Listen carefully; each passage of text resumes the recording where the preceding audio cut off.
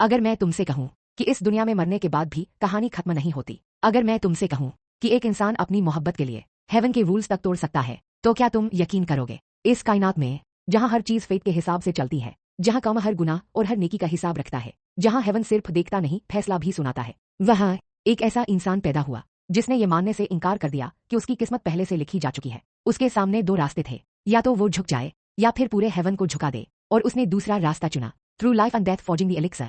हर बार जब उसका जिस्म टूटता, वो दर्द को अब्सॉर्ब करता। हर बार जब उसकी रूह हिलती, वो और भी मजबूत होकर वापस आता। लेकिन ये कहानी सिर्फ पा की नहीं है, ये कहानी है उस एक पल की जब उसने कहा would break the heavens and earth just to see her one last time. सोचो, एक इंसान जो सिर्फ एक मुस्कान के लिए पूरे एग्जिस्टेंस को चैलेंज कर दे। वेट उसके खिलाफ खड़ा है, कामा उसे नीचे खींच रहा है, हर लॉ उसे रोकने की कोशिश कर रहा है, लेकिन फिर भी all control reincarnation just to see your smile. जब कोई इंसान हेवन के खिलाफ खड़ा होता है, तो वो सिर्फ रिबेलियन नहीं करता, वो एक नई दुनिया बनाता है। और उस दिन कायनात ने पहली बार देखा कि एक इंसान हेवन से भी ऊपर जा सकता है। ये कहानी है उस जिद की जो इम्पॉसिबल को भी झुका देती है। ये कहानी है डिफाइंग द हेवंस।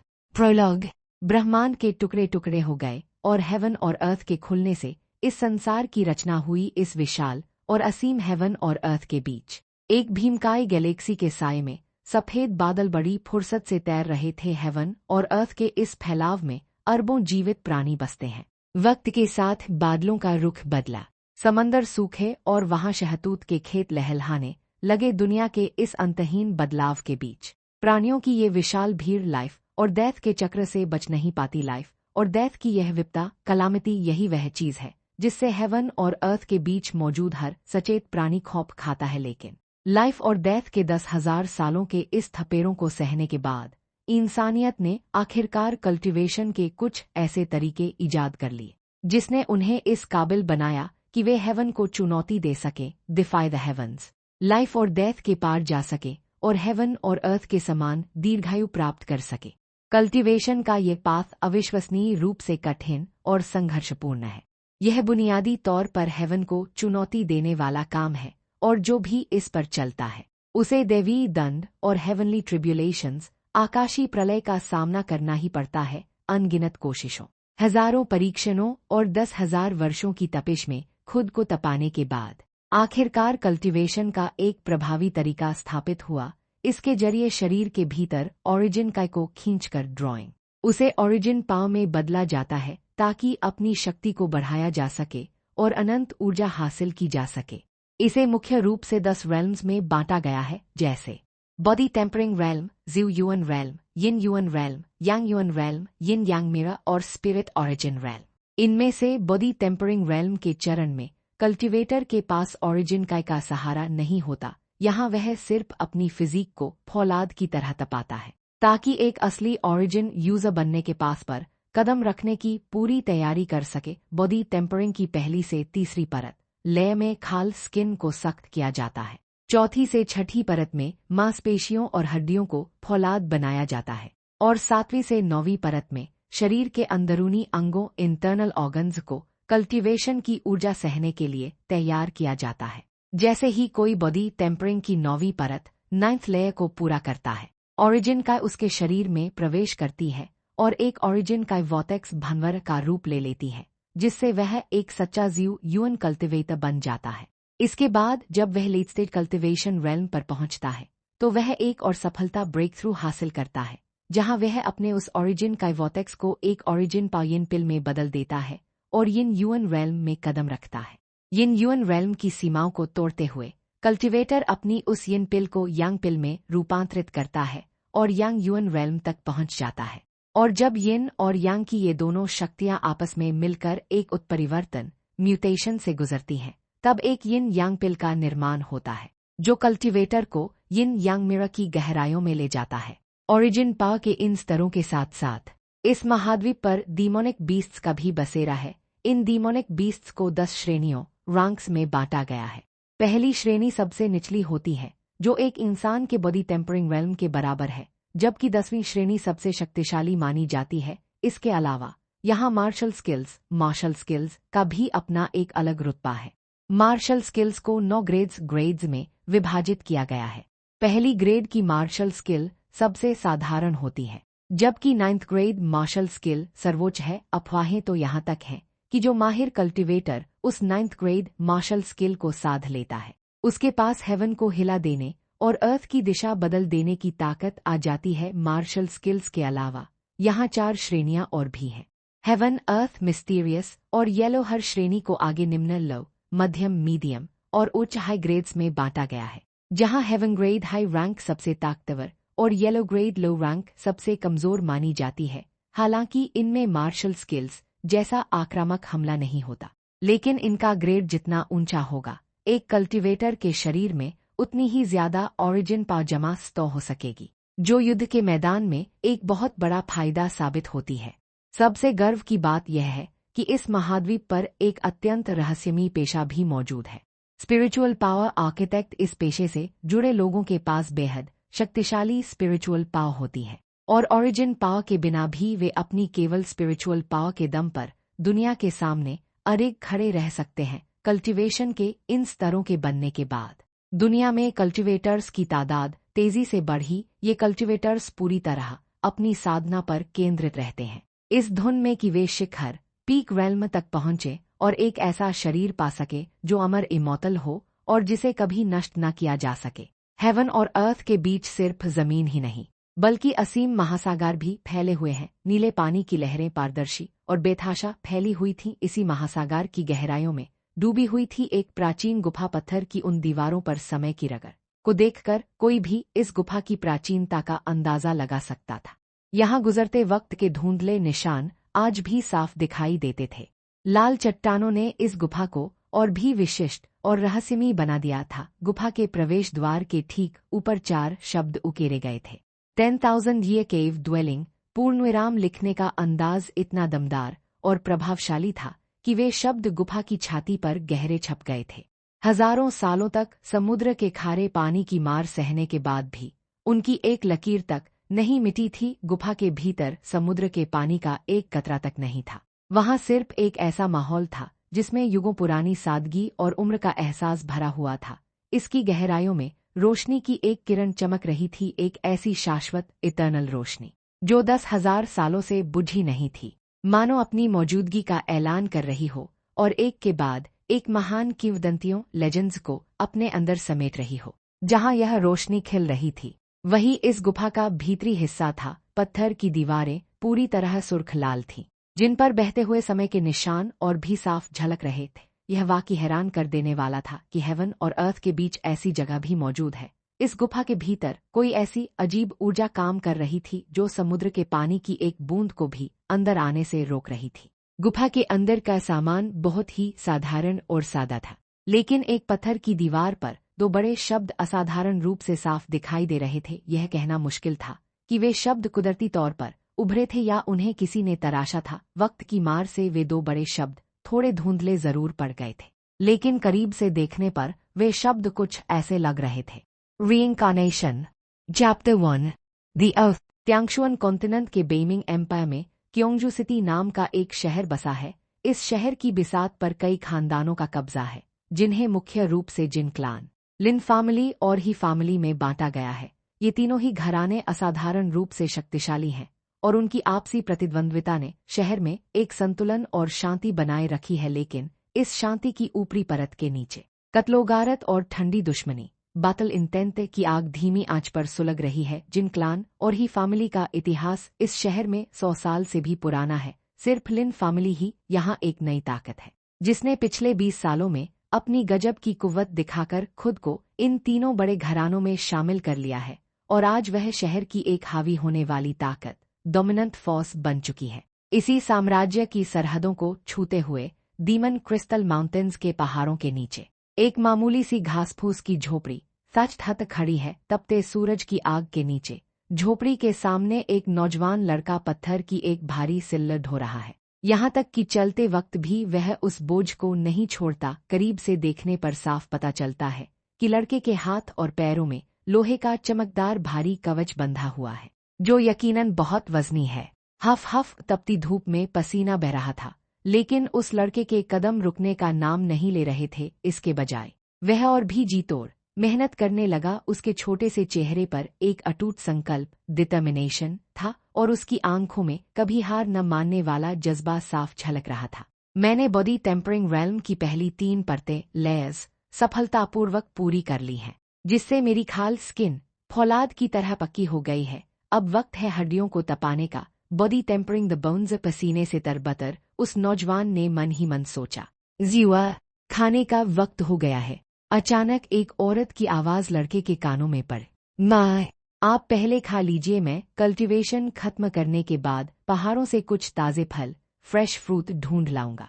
लड़के ने जवाब दिया और फिर से अपनी साधना में डूब गया। आहे त्यानियू, क्या तुम उस पर कुछ ज्यादा ही सख्ती नहीं कर रहे? घर के अंदर से एक खूबसूरत महिला ने आह भरते हुए कहा, लेकिन उसकी खूबसूरती के पीछे गहरी चिंता और ममता छिपी थी। सूजियू, तुम जानती हो कि कल्टीवेशन के मामले में उसका तालंत कुछ खास नहीं है, इसलिए उसके पास मेहनत करने के अलावा और कोई रास्ता नहीं है। पास ही खड़े एक अधेड़ उम्र के आदमी ने ठंडी सांस ली। लिन त्यानियू को शुरू से ही पता था कि उसके बेटे लिनजू का कल्टीवेशन टैलेंट बहुत ही साधारण मीडियोकर है और बिना बेतहाशा मेहनत के वह शायद ही कुछ बड़ा हासिल कर पाए।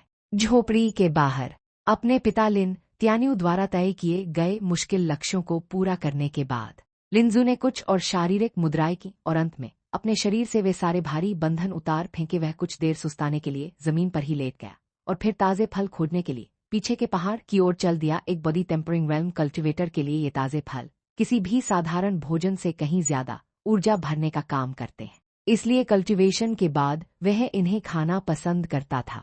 पीछे का पहाड़ ज्यादा दूर नहीं था, जहां लिनजू 1 घंटे में पैदल पहुंच सकता था।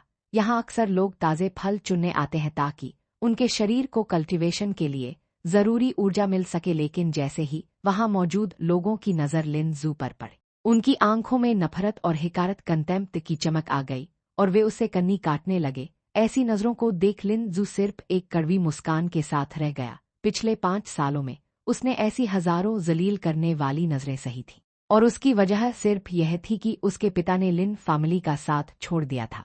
उसका परिवार कभी क्योंजू सिटी के 3 सबसे बड़े घरानों में से एक था, लेकिन 5 साल पहले आई एक तबाही डिजास्टर के बाद लिन त्यानियू ने परिवार का साथ छोड़ दिया और अपनी पत्नी सूजियू और बेटे लिनजू के साथ इन पहाड़ों में झोपड़ी बनाकर एक बेहद तंगहाल जिंदगी बिताने लगे। एक पल में वह अपने पिता की आंखों का तारा होने के रुतबे से अर्श से फर्श पर आ गया। फिर भी उसने कभी अपने पिता को दोष नहीं दिया, क्योंकि वह उन हालातों की कड़वी हकीकत को समझता था। लिनजू, तुम जैसे कूड़े के ढेर ट्रैश से मुझे यहाँ मिलने की उम्मीद नहीं थी। एक आवाज गूंजी, जिसे सुनकर लिनजू की भ्रिकुटियां तन गईं। सामने एक दूसरा नौजवान था, जिसके होंठों पर एक ऐसी जहरीली मुस्कान थी जो किसी को भी अंदर तक कनपा दे। लिनजू ने अपने दांत पीसते हुए उस शख्स को घूरा। पिछले 5 सालों में यह शख्स उसका सबसे बड़ा दुश्मन रहा था। हर कोई कहता है कि तुम्हारा बाप एक बेकार और नाकाम इंसान है, पर मुझे लगता है कि तुम तो उससे भी बड़े बेकार हो। लिनहू एक जोरदार ठहाके के साथ चिल्लाया। वह बहुत उत्तेजित लग रहा था। मेरे पिता के बारे में एक शब्द भी मत कहना। लिनजू गुस्से से पागल हो गया। उसने बिना कुछ सोचे सामने वाले पर धावा बोल दिया और एक खूनी लड़ाई शुरू हो गई। तो तुम फिर किसी से लड़कर आए हो? झोपड़ी के अंदर से लिन त्यानियू ने तंज कसते हुए पूछा। वहीं सूजियू अपने बेटे के शरीर पर पड़े नील और जख्मों को देखकर दिल ही दिल में तड़प उठी। उन्होंने पिता को नाकाम और बेकार कहा। उस लड़के के दिल में उसके पिता का मुकाम बहुत ऊंचा था। वह किसी को उनका अपमान करने की इजाजत कैसे दे सकता था? यह सुनते ही उस अधेड़ उम्र के आदमी के चेहरे का रंग उड़ गया। उसका पीला चेहरा पहले मुर्दे की तरह सफेद पड़ा और फिर गुस्से से नीला हो गया। उसके भीतर एक तूफान सा उठा। उसने एक ठंडी और कड़क आवाज में कहा, उस वक्त मेरा टैलेंट असाधारण था। महज 13 साल की उम्र में मैं बॉडी टेम्परिंग की 6ठी परत 6th लेयर पर था। 14 की उम्र में 9वीं परत पर और 16 की उम्र में मैंने यूएन रेल्म हासिल कर लिया था। मैं क्योंजू सिटी का सबसे कम उम्र का यूएन रेल्म एक्सपर्ट था। 20 की उम्र में मैं यूएन रेल्म तक पहुंच गया था। उस दौर में किसी की मजाल नहीं थी कि लिन त्यानियू को बेकार कह सके। यहाँ तक कि ही कोना की भी मेरे सामने सर उठाने की औकात नहीं थी। लड़का दंग रह गया। उसने पहली बार अपने पिता को इतने गुस्से में देखा था और जैसे ही उन्होंने ही कोना का नाम लिया, लड़के का छोटा सा शरीर कांप उठा। क्योंजू सिटी के 3 बड़े परिवारों में से एक ही फैमिली का यही कोन कबीले के मुखिया क्लान चीफ का दूसरा बेटा है। 35 साल की उम्र में वह मिडस्टेडियन यूएन रेल्म तक पहुंच चुका है और पूरे शहर में उसे एक महान जीनियस माना जाता है। जब लिन जू ने अपने पिता की इस विशाल छवि के बारे में सुना तो उसके दिल में एक टीस उठी। वह जीनियस जिसकी कभी पूरी दुनिया इबादत करती थी, वह उसका अपना पिता था। वे कभी क्योंजू सिटी के गौरव थे और उन्हें ऐसा ताकतवर कल्टिवेटर माना जाता था जो 30 साल की उम्र से पहले ही यंग यूएन रेल्म तक पहुंच जाएगा। लेकिन 5 साल पहले वह जीनियस मानो पूरी तरह मुरझा गया। नहुसत भरी लिंगियन सेक्ट। एक दिन मैं तुम्हारे पूरे स्कूल का नामो निशान मिटा दूंगा, लड़के ने अपनी मुट्ठियां भींचते हुए मन ही मन श्राप दिया। उस वक्त लिन त्यान्यू को लिंगियन सेक्ट का सबसे होनहार शागिर्द डिसाइपल बनने की उम्मीद थी, लेकिन उस पंथ ने बड़ी मक्कारी के साथ उन्हें बाहर निकाल दिया। इतना ही नहीं, उनकी सालों की मेहनत से बनाई गई यिन यूएन पिल को भी नष्ट अबॉलिश्ड कर दिया गया, जिससे उनकी ताकत गिरकर महज बॉडी टेम्परिंग 6th लेयर तक रह गई। अंत में उन्हें एक बेबस हाल में लिंगियन सेक्ट के लोग वापस लिन परिवार के पास छोड़ गए। वह मंजर लिन जू के दिल पर किसी जख्म की तरह खुदा हुआ था। जब वह 9 साल का था, वह खेलकर वापस आया तो देखा कि उसके पिता खून से लथपथ जमीन पर पड़े हैं और सफेद लिबास पहने एक नौजवान उनके चेहरे की तरफ इशारा करते हुए कह रहा था, ऐसा कचरा ट्रैश लिंगियन सेक्ट में कदम नहीं रख सकता। हा। उस 9 साल के बच्चे ने उस शख्स का नाम अपने जहन में पत्थर की लकीर की तरह दर्ज कर लिया था। ज़्यूजायन 5 साल बीत गए, लेकिन वह इस नाम को भूलने की हिम्मत नहीं कर सका। उसके बाद उसके पिता की वह महान छवि ढह गई और शहर के लोगों की नज़रों में जो खौफ था वह मजाक और ताने में बदल गया। इस अचानक आए बदलाव ने उनके परिवार की कमर तोड़ दी। लिन त्यान्यू, जो कभी अगला क्लान चीफ बनने वाला था, अब परिवार के सबसे बेकार कामों का इंचार्ज बना दिया गया और मासूम लिन जू, जो कभी सबका लाडला था, अब जिल्लत सहने को मजबूर था। ताकत, सब कुछ ताकत पर ही निर्भर करता है। बिना ताकत के आपके पास कुछ नहीं है। लड़के ने अपनी मुट्ठियां इतनी जोर से भींची कि उसके नाखून हथेलियों में गहरे धंस गए और खून रिसने लगा, लेकिन उसके फौलादी इरादे दर्द से कहीं ऊंचे थे। उसे सिर्फ एक ही चीज याद थी, बेपनाह ताकत हासिल करना और ज़्यूजायन को मौत के घाट उतारना। इन 5 सालों में उसने अपने दोस्त खो दिए, यहाँ तक कि दोस्ती जैसी चीज भी उस 14 साल के लड़के के लिए बहुत कमजोर साबित हुई। वह अपने लिए हर जिल्लत सह सकता था, लेकिन अपने पिता का अपमान नहीं। जब भी उसके पिता की बात आती, वह एक पागल की तरह हमला कर देता। भले ही वह कमजोर था, पर वह अपनी जान जोखिम में डालकर भी सामने वाले को जख्मी करने का दम रखता था।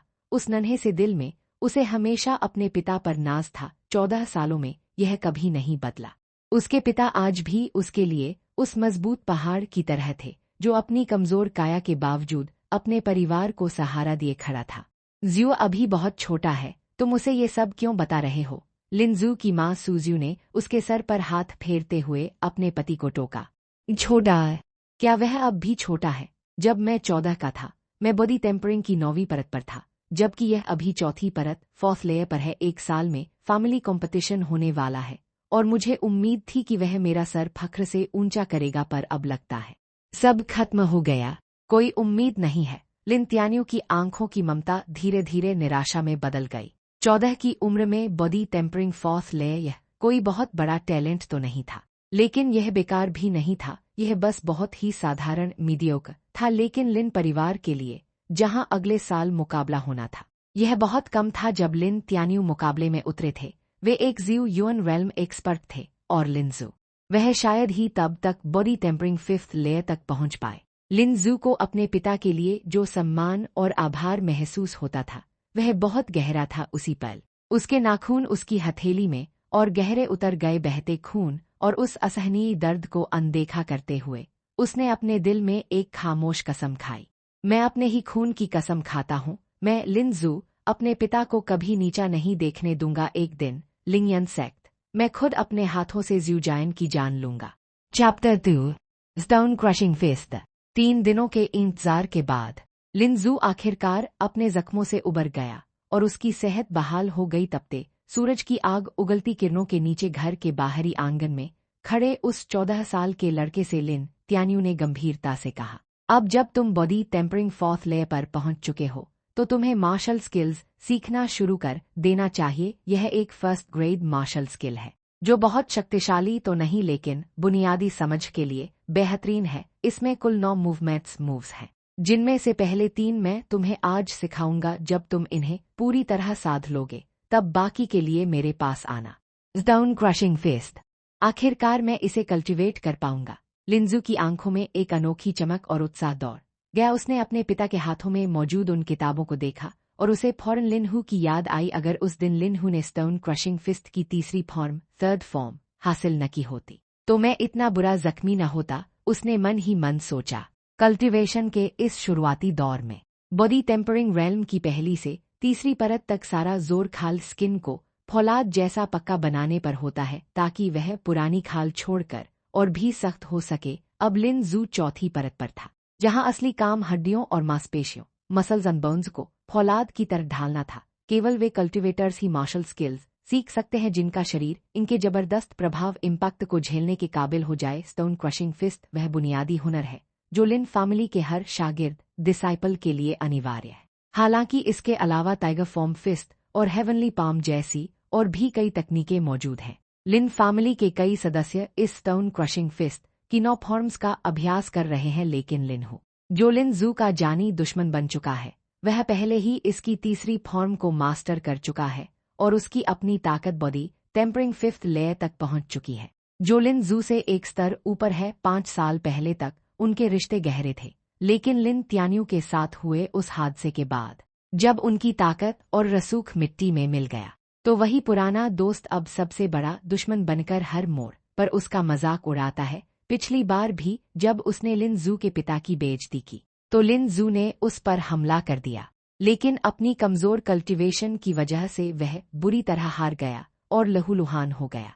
लिनहू दरअसल लिन फैमिली के बड़े बेटे लिन कायन का पोता और लिन किंगयन का बेटा है। लिन फैमिली के मुखिया लिन कायन के 3 बेटे हैं, लिन बेशन, लिन किंगयन और लिन त्यान्यू। इन तीनों में से कभी लिन त्यान्यू सबसे ज्यादा प्रतिभाशाली थे और यह तय था कि गद्दी क्लान चीफ का पद उन्हें ही मिलेगी। लेकिन फेट का खेल कुछ और ही था। ताकत छिन जाने के बाद अब परिवार के सारे अहम ओहदे लिन बेशन और लिन किंगयन के पास हैं, जिसने उनके बच्चों को और भी मगरूर बना दिया है। लिनहू अक्सर लड़कों के गुट के साथ मिलकर लिन जू को बेरहमी से पीटता है, जिसकी वजह से लिन जू के दिल में अपने इस सगे भाई कजन के लिए नफरत की आग सुलग रही है। लिन फैमिली पिछले 30 सालों से क्योंजू सिटी में अपनी जड़ें जमाए हुए है और इनकी तादाद अब काफी बढ़ चुकी है। जहां लिन त्यान्यू की सिर्फ एक पत्नी सूज्यू और बेटा लिन जू है, वहीं उनके भाइयों की कई पत्नियां और उपपत्नियां कॉन्क्यूबाइंस हैं, जिससे खानदान बहुत बड़ा और मजबूत हो गया है।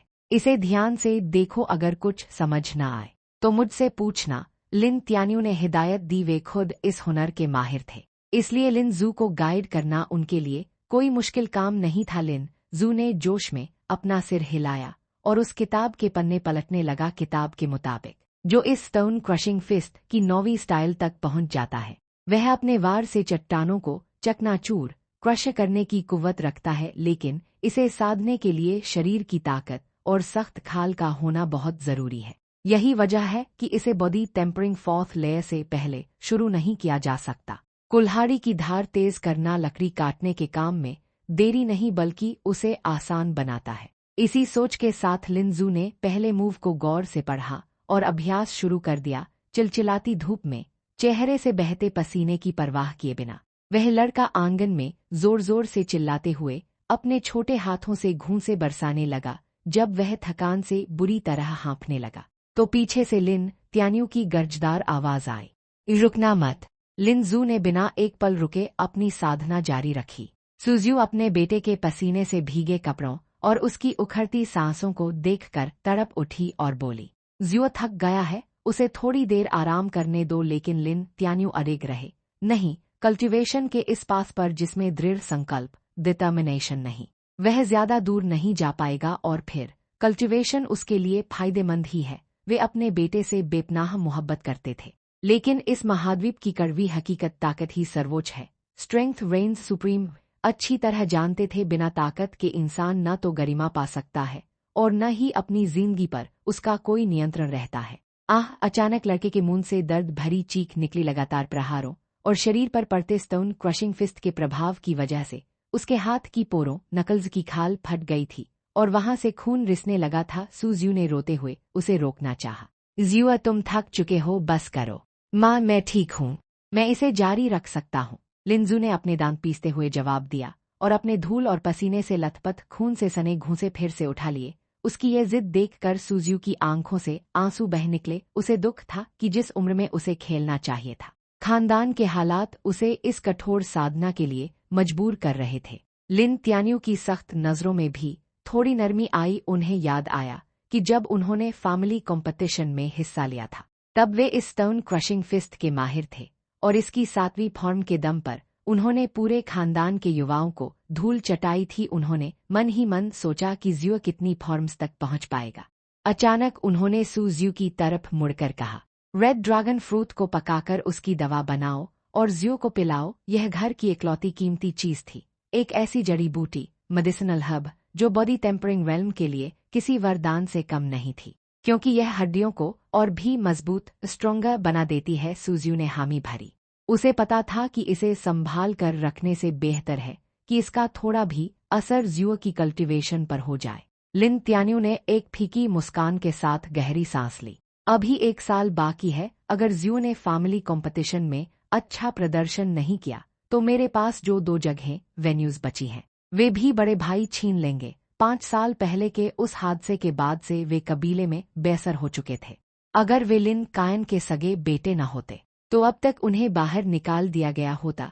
यही वजह थी कि खून का रिश्ता होने के बावजूद उनका खानदान के प्रति लगाव खत्म हो चुका था। जब आप बुलंदी पर होते हैं तो आपके पास सब होता है, लेकिन गिरते ही असली रिश्तों की पहचान होती है।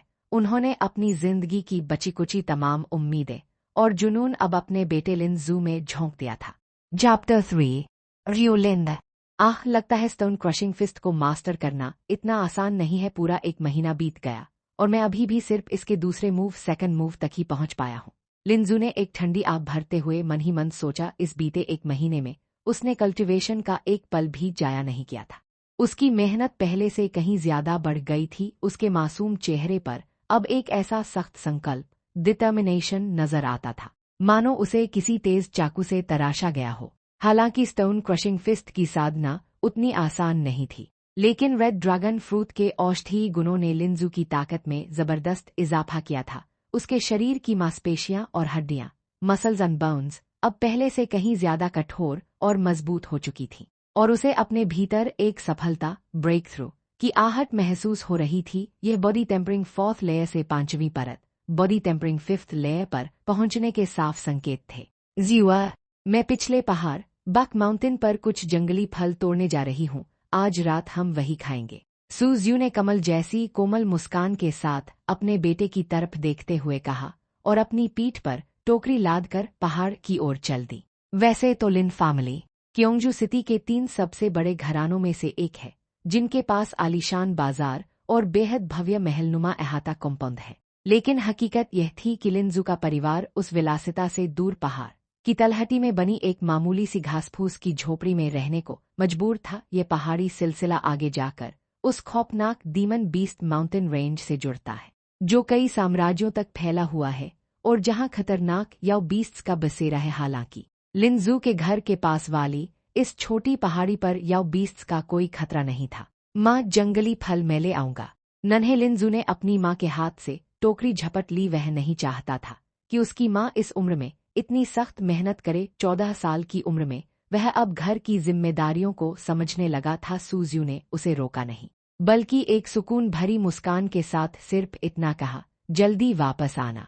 लिन फैमिली के बाकी सदस्यों के मुकाबले लिन जू का परिवार बेहद गुर्बत में जी रहा था, जहां अक्सर जंगली फल ही उनकी भूख मिटाने का एकमात्र सहारा होते थे। लेकिन लिनजू के पहाड़ पर जाने का एक मकसद और भी था। उसे उम्मीद थी कि शायद उसे वहां कुछ कीमती जड़ी बूटियां, मेडिसिनल हर्ब्स मिल जाए, जो उसके परिवार के लिए किसी खजाने से कम नहीं थी। उत्साह से भरे कदमों के साथ लिनजू पहाड़ के अंदरूनी हिस्से की ओर बढ़ने लगा। रास्ते के किनारे इक्का दुक्का पेड़ और जमीन पर उगी हुई नरम घास उसे उन दिनों की याद दिलाने लगी जब कबीले के सभी बच्चे यहाँ साथ खेला करते थे। लेकिन 5 साल पहले हुए उस हादसे ने सब कुछ बदल कर रख दिया था। आज वही खानदान उससे कन्नी काटता था। तभी आगे बढ़ते हुए उसकी नजर एक नन्ही और नाजुक सी आकृति पर पड़ी। जैसे ही लिन जू के मुंह से र्यूलिन नाम निकला, उसका दिल एक पल के लिए धड़कना भूल गया। 5 साल पहले तक र्यूलिन साये की तरह उसके पीछे पीछे रहती थी और उन दोनों के बीच एक ऐसा अटूट रिश्ता था जिसकी मिसाल पूरा कबीला देता था। यहाँ तक कि उनकी माताओं ने बचपन में ही उनके रिश्ते मार्ग की बात पक्की कर दी थी। उस वक्त वे दोनों एक दूसरे के लिए ही बने लगते थे। हालांकि तब वे प्यार का असली मतलब नहीं समझ, पर लिन जू के दिल में उस लड़की के लिए एक खास जगह हमेशा से थी। लेकिन जैसे ही लिन त्यानियों की ताकत और दौलत छिन गई, सब कुछ मिट्टी में मिल गया। देखते ही देखते र्यूलिन भी बदल गई। कल तक जो बातें करते नहीं थकते थे, आज वे एक दूसरे के लिए अजनबी स्ट्रेंजर्स बन चुके थे। भाई लिन जू, उस लड़की ने जब फटे पुराने कपड़ों में टोकरी लिए उस लड़के को देखा तो उसके बोल लड़खड़ा गए। लिन जू मुस्कुराया जरूर, पर उस मुस्कान में अब वो पुरानी खुशी नहीं थी। उसके दिल के किसी कोने में आज भी यह तड़प थी कि काश र्यूलिन पहले जैसी होती। पर कड़वी हकीकत ने उस चाहत को चकनाचूर कर दिया था। लिन जू आगे बढ़ने ही वाला था कि एक भारी और कर्कश आवाज गूंजी, रुको।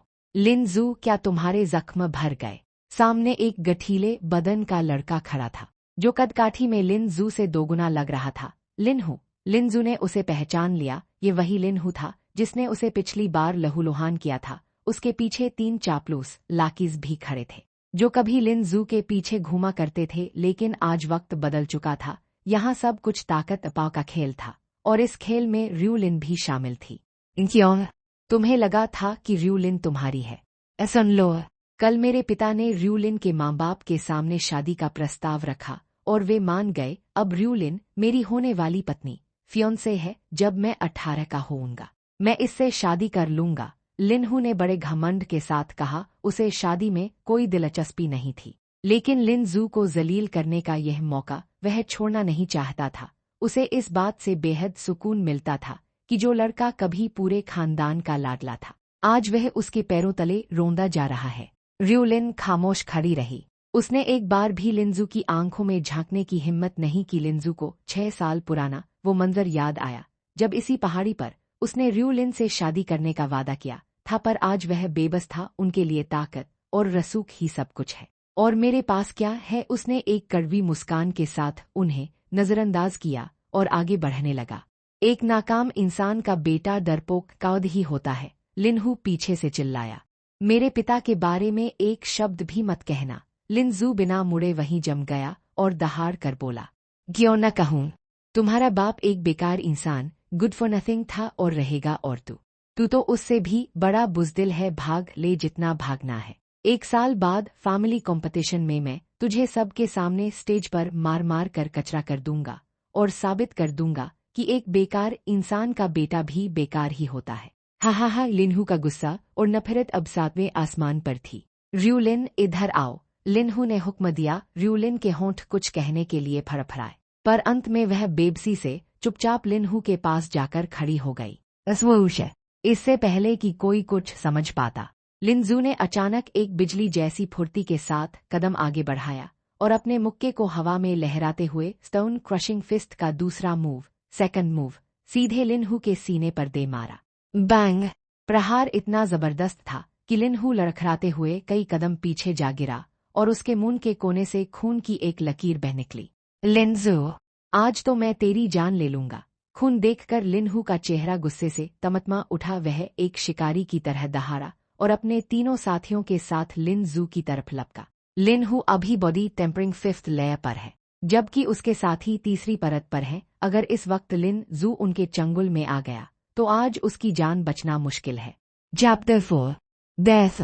भागो! लिनजू के मन में अभी किए गए अपने वार को लेकर रत्ती भर भी पछतावा नहीं था। अगर उसमें पर्याप्त ताकत होती तो वह उसी पल लिनहू का काम तमाम कर देता। इस नौजवान के दिल में एक ही उसूल था, कोई भी उसके पिता का अपमान नहीं कर सकता, कोई भी नहीं। पूर्णविराम। यहाँ तक कि यिन यांग मिर के सबसे शक्तिशाली योद्धाओं को भी इसकी इजाजत नहीं थी। गुस्से के बावजूद लिनजू अपना आपा नहीं खोया था। उसे बखूबी अंदाजा था कि वह उन चारों का मुकाबला नहीं कर सकता और अपनी जान बचाने का इकलौता रास्ता सिर्फ भागना ही है। भागते हुए उसने मन ही मन अपनी धीमी कल्टिवेशन की रफ्तार पर एक ठंडी आह भरी। काश उसमें कोई हैरतंगेज टैलेंट होता, तो न तो यह लिन फैमिली और न ही यह पूरा क्योंगजू सिटी उसे हिकारत से देख पाता। तब किसी की हिम्मत नहीं होती कि उसके पिता पर हंसे। मुझे ताकतवर बनना ही होगा। पूर्णविराम इस पूरे क्योंगजू सिटी में सबसे ताकतवर योद्धा महज एक 9 स्टार युएनशी है। अगर वह यांग युएन रेल्म के स्तर तक पहुंच जाए तो किसकी मजाल जो उसके पिता या उसे जलील कर सके। पूर्णविराम शहर में एक भी यांग युएन रेल्म एक्सपर्ट मौजूद नहीं था। अपने दिल की इन चीखों के बीच लिनजू के कदम नहीं रुके। पीछे लिनहू और उसके साथी तेजी से करीब आ रहे थे। रुकने का मतलब था मौत, इसलिए वह पागलों की तरह आगे भागता रहा। मुझे कल्टीवेशन में और भी जीतोड़ मेहनत करनी होगी, पहले से 10 गुना ज्यादा। पूर्णविराम उसने अपनी मुट्ठियां भींचते हुए खुद से वादा किया। पिछले कुछ सालों से वह साधना में इतना डूबा था कि रात को सपनों में भी कल्टीवेशन ही देखता था, पर उसकी ताकत उम्मीद के मुताबिक नहीं बढ़ रही थी। हाँ, अगर तुम और आगे भागे तो घने जंगलों में पहुंच जाओगे जहां यह बीस्ट्स का राज है। लिनजू, आज अगर मैंने तुझे नहीं भी मारा तो भी मैं तुझे मार मार कर असली कचरा बना दूंगा। पूर्णविराम लिनहू आखिरकार उसके बिल्कुल करीब पहुंच गया और उसके छोटे से दिल में एक क्रूरता रूथलेसनेस चमक उठी।